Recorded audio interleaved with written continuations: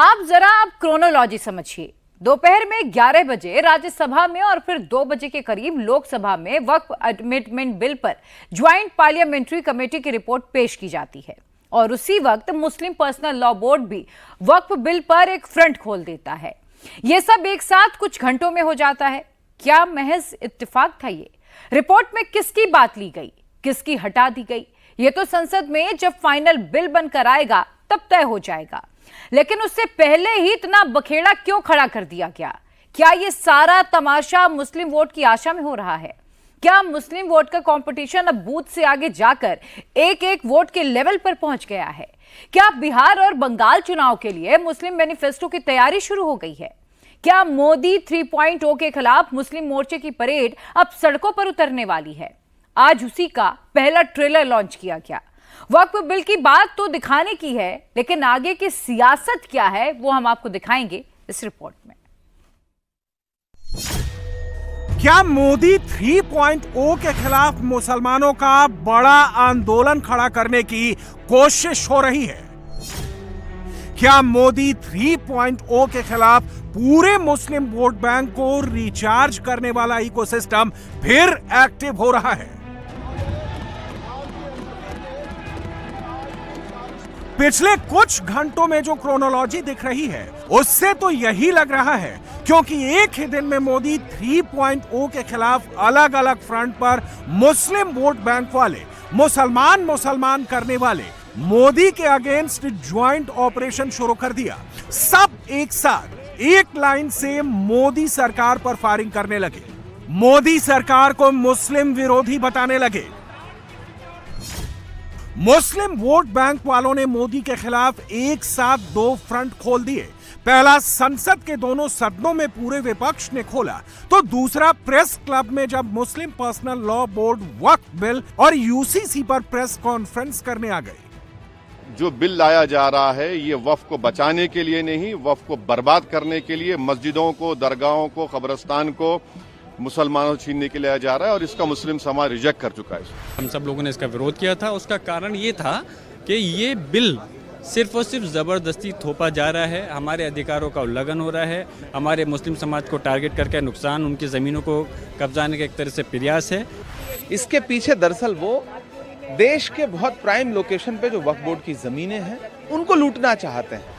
तो बहुत सी कमेटी होती हैं, गुरुद्वारे की कमेटी होती हैं, अलग अलग मंदिरों की कमेटी होती हैं, तो सब अपने मज़हब के हिसाब से चलती हैं, लेकिन सिर्फ वक्फ पे इस तरीके से हमला करना सरकार के द्वारा ये उचित नहीं है। अब सवाल है कि क्या ये इत्तेफाक है या सोच समझकर की गई प्लानिंग है? क्या मुस्लिम वोट बैंक के नाम पर मोदी सरकार को डराने की साजिश हो रही है? ये हम क्यों कह रहे हैं? आगे बिहार के चुनाव हैं, नीतीश को मुस्लिम वोट की दरकार है, नीतीश के दम पर मोदी 3.0 की सरकार है। मोदी के खिलाफ मुस्लिम वोट बैंक को रिचार्ज करने की सबसे पहले कोशिश संसद में की गई, जब वक्फ अमेंडमेंट बिल पर ज्वाइंट पार्लियामेंट्री कमेटी की रिपोर्ट पार्लियामेंट के दोनों सदनों में पेश की गई। राज्यसभा में 11 बजे कमेटी की मेंबर मेधा कुलकर्णी जब जेपीसी की रिपोर्ट पेश करने लगी, तब विपक्ष की तरफ से नारेबाजी शुरू हो गई।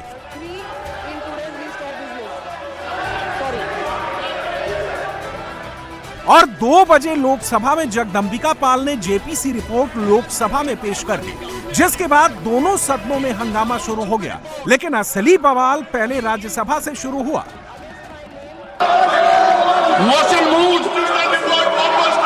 Those in favor will please say aye.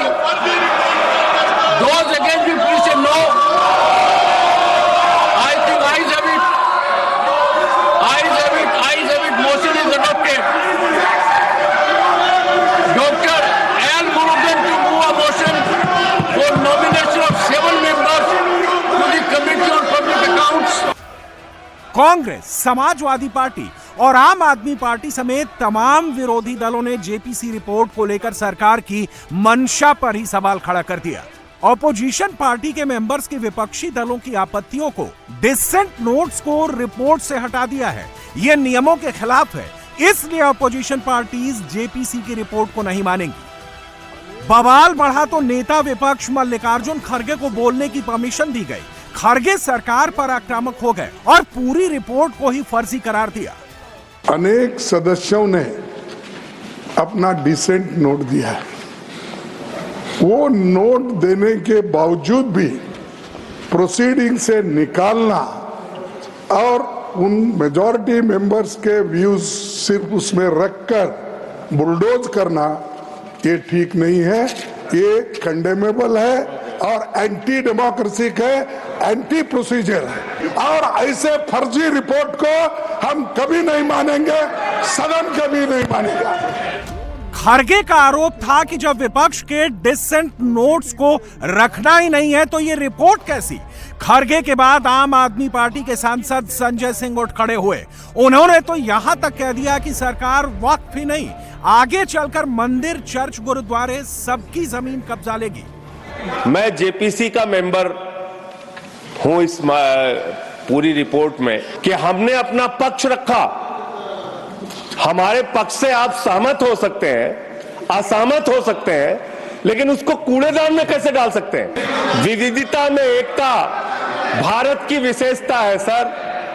अलग अलग धर्म के लोगों को अपनी धार्मिक मान्यताओं के हिसाब से पूजा अर्चना उपासना करने की छूट है। आज आप वक्फ की संपत्तियों को कब्जा कर रहे हैं, कल गुरुद्वारा की करेंगे, फिर मंदिर की करेंगे, फिर चर्च की करेंगे। सरकार की तरफ से रिपोर्ट टेबल की गई। उस दौरान जमकर नारेबाजी होती रही और जब चेयरमैन ने विपक्ष की मांग ठुकरा दी तो कांग्रेस की अगुवाई में विपक्षी सांसदों ने सदन से वॉकआउट कर दिया। हालांकि थोड़ी देर के बाद विरोधी दलों के सांसद सदन में लौटे। फिर पार्लियामेंट्री अफेयर्स मिनिस्टर किरण रिजिजू खड़े हुए। उन्होंने ये कहकर मामला शांत करने की कोशिश की कि उन्होंने वक्फ कमेटी के चेयरमैन जगदंबिका पाल से कंफर्म किया है कि विपक्षी सांसदों के डिसेंट नोट रिपोर्ट में शामिल किए गए हैं, कुछ भी हटाया नहीं गया है। जब जेपीसी का रिपोर्ट टेबल हुआ तो यहाँ हमारे कुछ सदस्यों ने इसको कुछ ऑब्जेक्शन किया कि कुछ पार्ट शायद काट दिया गया ऐसे करके। मैं बाहर में गया, मैं चेयरमैन साहब से बात किया, मैंने बाहर में कंफर्म किया, चेयरमैन साहब से भी मैंने अभी भी कंफर्म किया, सेक्रेटरीट से। रूल के मुताबिक जेपीसी रिपोर्ट पूरा का पूरा प्लस एनेक्शियर को भी कोई बिना संशोधन के काटा काटी नहीं करके टेबल किया गया है, ये क्लियर है। उसके बाद भी अगर इन लोगों का कुछ शिकायत है तो ये कोई तरीका नहीं होता है यहाँ में हंगामा करके। आज तो चर्चा का विषय नहीं है सर, आज तो रिपोर्ट को हम लोग को अध्ययन करने का एक जरिया होता है, वो जो सिस्टम।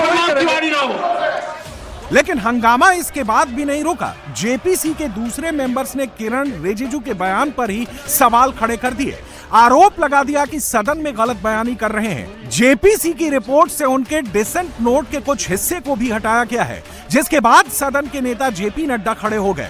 नड्डा ने कहा कि सवाल जेपीसी रिपोर्ट में क्या है क्या नहीं है उसका नहीं, सवाल मुस्लिम वोट बैंक को खुश करना है। विपक्ष का उद्देश्य चर्चा करना नहीं था। विपक्ष ने बहुत गैर जिम्मेदाराना व्यवहार किया है और इसकी निंदा होनी चाहिए। और ये तुष्टीकरण की राजनीति है। This is a politics of appeasement. कुछ लोग देश को तोड़ने की साजिश करते हैं। कुछ लोग, some people are trying to fight against the Indian state।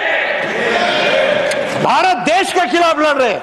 इसलिए यह विपक्ष की आज का वॉकआउट होना, यह ऑन रिकॉर्ड आना चाहिए कि यह देशद्रोही गतिविधियों को प्रोत्साहन देने का एक माध्यम है और उसका एक्सप्रेशन है। और कांग्रेस पार्टी और विपक्ष आज देश के जो लोग खंडित करना चाहते हैं, देश को कमजोर करना चाहते हैं, उनके हाथ मजबूत करने का काम कर रही है, तो विपक्ष कर रही है। सच तो यह है कि दोनों वक्त के बहाने अपने अपने वोट बैंक को ही साध रहे हैं। किसकी मंशा क्या है उसका एक और मुजाहिरा दोपहर 2 बजे लोकसभा में नजर आ गया, जब जेपीसी के chairman Jagdambika Pal JPC report Lok Sabha में पेश करने आए। इधर जगदंबिका पाल रिपोर्ट पेश कर रहे थे, उधर विपक्ष के सांसद वेल में पहुंच गए, सरकार के खिलाफ नारेबाजी शुरू कर दी। आरोप लगे कि सरकार बहुमत के दम पर विपक्ष की आवाज दबाने की कोशिश कर रही है। यहां भी सवाल था कि जेपीसी रिपोर्ट में दूसरे सदस्यों की बातों को जगह नहीं दी गई। स्पीकर ने जब विपक्षी सांसदों को बोलने से मना कर दिया और विपक्ष द्वारा लोकसभा की कार्यवाही के बायकॉट की नौबत आ गई, तो गृह मंत्री अमित शाह ने मामले को संभालने की कोशिश की। माननीय अध्यक्ष जी, विपक्ष के कुछ सदस्यों ने आपत्ति जताई है कि इनके जो विमत है, डिस्प्यूट्स है, इनको पूरी तरह से नहीं रखा गया है। मैं मेरी पार्टी की ओर से आपको विनती करना चाहता हूं कि विपक्ष के जो डिस्प्यूट्स हैं, एक सिर कर आप संसदीय कार्यप्रणालिका के उपयुक्त रूप में जो जोड़ना है वो जोड़े। इसमें मेरी पार्टी को कोई आपत्ति नहीं। राज्यसभा में हुए बवाल के बाद सरकार को अंदाजा लग गया था कि लोकसभा में भी इसी मुद्दे को लेकर हंगामा होगा। इसीलिए सरकार की तरफ से तुरंत मामले को निपटा लिया गया। जो बात अमित शाह ने कही, उसी बात को आगे बढ़ाते हुए स्पीकर ने यह कहकर मामले को शांत करने की कोशिश की कि अपोजिशन मेंबर के डिसेंट नोट को जेपीसी रिपोर्ट के एनेक्सर में शामिल कर दिया गया है। विषय आप जो मेरे से वक्फ बोर्ड के माननीय सदस्य मिले थे और वक्फ बोर्ड के माननीय सदस्यों ने जिन जिन विषयों को उनके साथ चर्चा के बाद हुआ है, उनको मैंने एनेक्सर में उनको शामिल कर लिया गया है। लेकिन इसके बाद भी विपक्ष के नेता सरकार पर मुस्लिम विरोधी होने का आरोप लगाते रहे। विपक्ष के मुस्लिम सांसदों ने तो यहां तक आरोप लगा दिया कि वक्फ बिल लाने का मकसद ही मुसलमानों को परेशान करना है। हम इसका कंडेम करते हैं और दूसरे जो जेडब्ल्यूसी में ऐसे स्टेक होल्डर्स को बुलाया गया जिनको भारत के संविधान पे कोई भरोसा नहीं, जिनके ऐसे ऑर्गेनाइजेशन को बुलाया गया जिनके ऑर्गेनाइजेशन के मेंबर्स आतंकवादी केसेस में अरेस्ट हुए हैं, मर्डर चार्जेस उनके ऊपर हैं, ऐसे लोगों को बुलाया गया है। और इसमें जो एडिशनल अमेंडमेंट्स जो बीजेपी और एनडीए ने पेश किए, वो तो उसको और बदतर करता है। आप बताइए कि कैसे मुस्लिम वक्फ प्रॉपर्टीज में नॉन मुस्लिम को मेंबर रखा जाएगा, कैसे आप कलेक्टर एंड अबव ऑफिसर्स को पावर देंगे, कैसे कलेक्टर डिसाइड करेगा कोई वक्फ प्रॉपर्टी है या नहीं, कैसे आप ईवाईक्यू प्रॉपर्टीज को का सेक्शन खत्म कर रहे हैं, कैसे आप लिमिटेशन एक्ट को अप्लाई कर रहे हैं जो हिंदू धर्म के प्रॉपर्टीज के ऊपर सिख धर्म के और क्रिश्चियन धर्म पर अप्लाई नहीं होता है। तो ये सिर्फ और सिर्फ ये सरकार आइडियोलॉजिकल बुनियाद पर मुसलमानों को अपनी वर्शिप से महरूम करने के लिए, क्योंकि वक्फ मुस्लिम समाज के लिए एक इबादत है, उसको छीनने के लिए ये बिल लाया जा रहा है। जो कम संख्या वाले हैं उनको रगड़ नहीं सकते हो, लेकिन इस सरकार को तो अपना एजेंडा चलाने के लिए एक को टारगेट बनाया हुआ है। जैसे हिटलर ने यहूदियों को बनाया हुआ था, इन्होंने मुसलमान को बनाया हुआ है। इनका टारगेट हर चीज में मुसलमान है, हर चीज में मुसलमान को निशाना लेना है। इतिहास के अंदर काले अक्षरों के अंदर लिखा जाएगा कि देश के अल्पसंख्यकों के साथ किस प्रकार से सरकार ने उनके मिले हुए अधिकार जो संविधान ने उनको दिए, उनको कुचलने का काम कर रही है। जिस प्रकार से पूरी प्रक्रिया को अपनाया गया, वो पूरी तरह से स्वीकार्य नहीं हो सकती। हमारे डिसेंट नोट भी काट दिए। आप विरोध भी अपने हिसाब से तय करेंगे कि उसके अंदर क्या है। एक बात तो तय है, वक्फ बिल पर जो जितना जोर से बोलेगा उसका मुस्लिम वोट बैंक उतना ज्यादा तेज रिचार्ज होगा। इसीलिए चाहे समाजवादी पार्टी हो या फिर ममता बनर्जी की पार्टी, सब वक्फ बिल पर अग्रेसिव रहे। बिल जो टेबल हुआ है वक्फ बोर्ड बिल, तो जो विपक्ष के सभी जो मेंबर्स थे इस कमेटी में, उनकी कोई भी बात, जो पॉइंट्स रखे गए विपक्ष के सदस्य द्वारा कमेटी में, तो वो नहीं माने गए हैं। और ये मनमाने तरीके से सरकार कहीं ना कहीं ध्यान भटकाने के लिए आखिरी दिन ये बिल लेकर आई है हाउस में, क्योंकि जहां सरकार ने 65,000 करोड़ रुपीस का बजट पेश किया है, वहीं ये लोग किसानों के मुद्दे पे और हमारे जो युवा साथी है उनके मुद्दे में कोई जवाब नहीं दे पा रही है। तो कहीं ना कहीं ध्यान भटकाने की राजनीति को देखते हुए ये बिल आज टेबल हुआ है और किसी भी विपक्ष मेंबर्स की बात में नहीं मानी गई है कमेटी में। Now the point is, the chairman Jagadambika Pal has acted in a most illegal and undemocratic manner. It is proved from the first day. I am saying now the honourable speaker has understood he has acted illegally. The Honorable Home Minister also understood he has acted illegally. Therefore,